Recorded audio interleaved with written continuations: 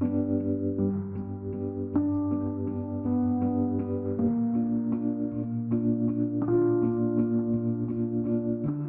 el momento sobre todo álgido de la pandemia, en marzo, que la verdad es que es cuando el hospital era todo COVID, teníamos que abrir plantas inmensas, muchísimas horas de trabajo, y como aún así la gente con horas de trabajo se prestaba voluntaria a trabajar de más. Eso realmente era algo que me emocionó y me llegó, creo que es de las vivencias que más me han marcado.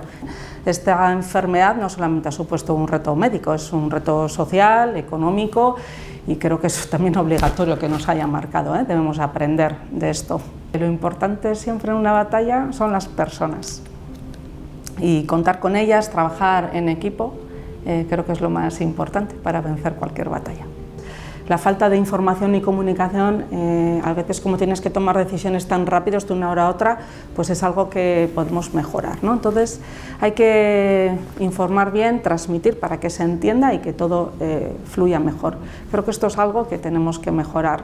Se han hecho muchas buenas prácticas, que yo creo que ya hemos hecho el grupo de reflexión, y están para quedarse, Por ejemplo, el trabajo multidisciplinar en equipos, una visión mucho más global del cuidado de las personas, es algo que hemos visto y queremos implementarlo, vamos, claramente.